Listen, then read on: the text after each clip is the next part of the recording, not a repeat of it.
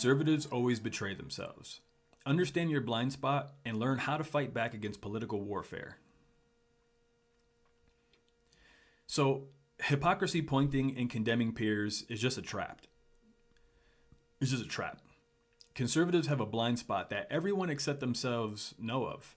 They have an amazing ability to be treated unfairly, maliciously, attacked, or flat out lied about, yet all they can think to do is point out the unfairness of it all.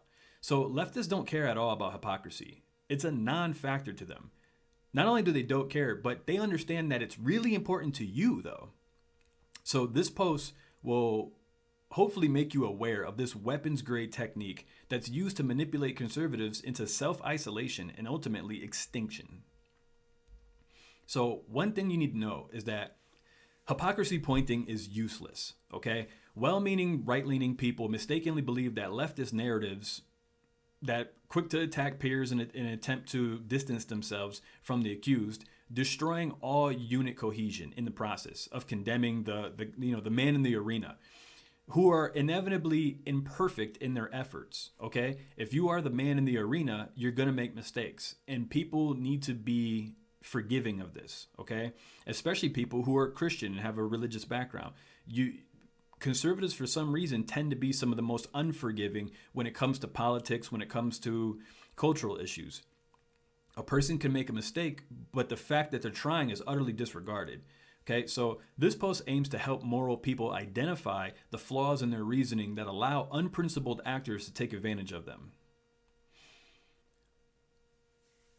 When conservatives are in the crosshairs of a corrupt individual or a group that spitefully accuses them of some terrible misdeed, yet playfully excuses the same actions on their side, the typical reaction by the rationalists is hypocrisy pointing. They begin describing in great detail how the left isn't held to any standards, nor do they seem to display any sense of shame, yada, yada, yada, right? This only triggers right-leaning influencers to scatter.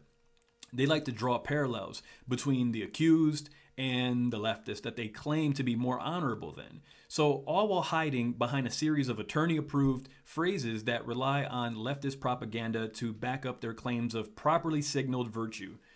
Other leftists who see the division that's caused by the targeted disinformation, they go after that individual like a marked zebra. Okay, you guys know about the whole thing with zebras, right? If there's a bunch of zebras together in a crowd, right? I don't know what you call a group of zebras, but whatever, right? So a group of zebras in a crowd, lions can't pick out the individual zebra because they're all blend together. They can't tell who's who. But if you mark one of those zebras, like you put a tag on its ear or you mark its body with some red paint, the lions are gonna jack that zebra immediately because they can identify it and isolate it. Okay, so these are exactly how the same thing with leftists work, okay? So they're looking to take them down with further accusations and absurd lies, okay?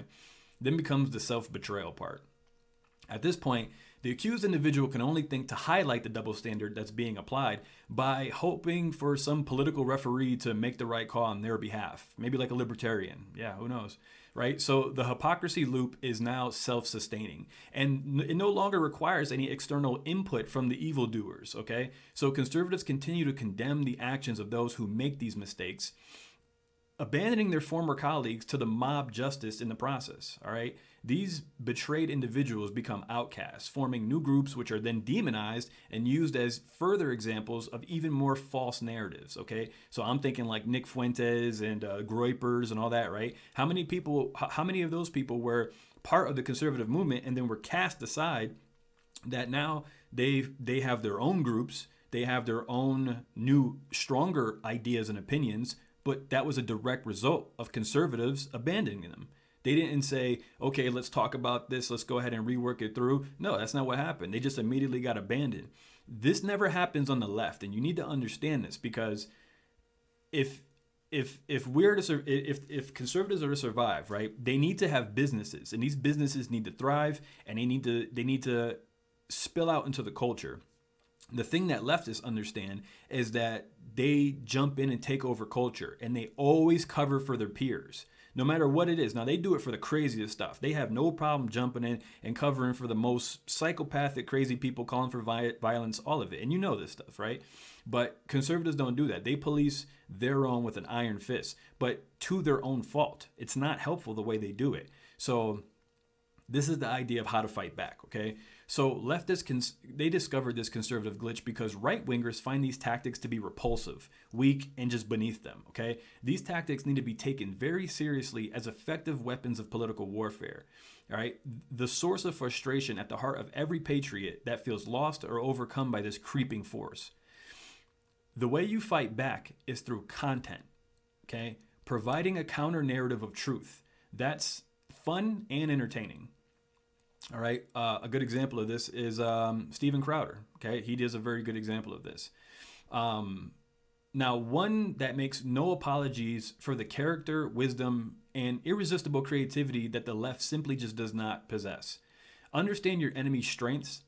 The true anti-establishment needs to defend their flawed teammates publicly and embrace them as imperfect people on a path to becoming better by calling out the lies. Okay. And that's a big point right there. These people they're imperfect, but they're on the path to becoming better. So just because someone makes a mistake along the way, even if it's a rough one, you do not just discard them entirely. Refuse to condemn people on the side of truth until shown irrefutable evidence of their crimes. Until then, spread the good news through music, writing, video, or any way that tells the truth, even if sometimes it means you have to use their gross yet effective leftist tactics.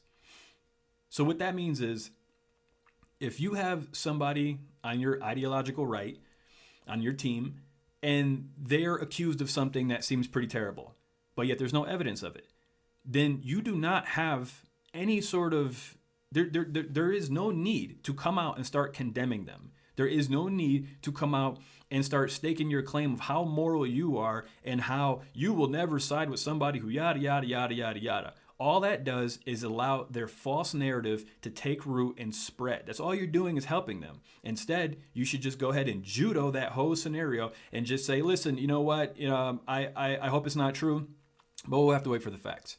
As long as I've known the guy, he's always been a good person. We've never heard any stories like this. He hasn't had any accusations beforehand. So I'm going to wait until the facts come out. And then just move along. Just keep it moving. But this idea of I strongly condemn the actions of this person, and if so-and-so does come out, then in the strongest terms will condemn him. I do not associate. No. Stop with all that crap, okay?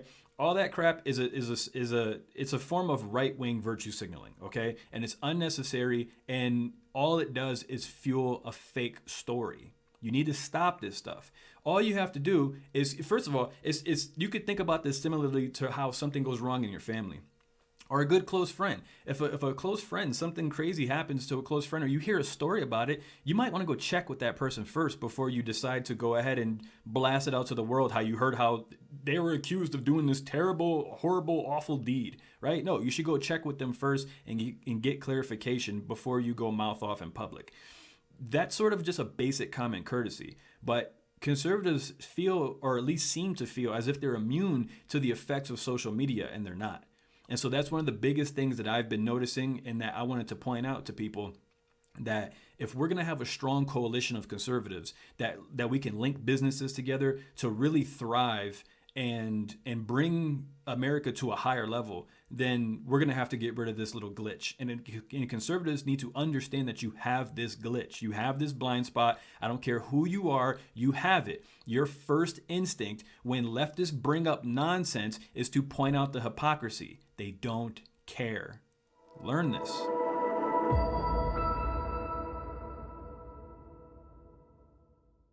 And this show is sponsored by squishybrick.com. Do you need help telling understandable and relatable brand stories? Is your marketing filled with dull, unimaginative, and confusing writing? Then head over to squishybrick.com. They specialize in website copy, product descriptions, ebooks, and attractive presentations. Go check out some of their case studies, and then click the orange Start a Project button on the top right-hand side of the screen to set up a free consultation. That's squishybrick.com. SQUISHYBRICK. Brand strategy and copywriting for free thinkers. So what do you think about what I covered here today? If you're interested or you find value in this show, then let me know by commenting American Waymaker on wherever you're watching. You can also head to AmericanWaymaker.com and subscribe to the free newsletter to get access to the articles that I covered and also exclusive content that only other Waymakers get to check out. And then let me know if this video sparked anything else in you. You can use the hashtag American Waymaker on Gab, Rumble, YouTube, Twitter, and a bunch of other places that'll be linked below. So like it if you and I think alike. Subscribe if you're a part of the tribe. And share it because you'll be in my prayers. And comment if you want to represent. I'm out.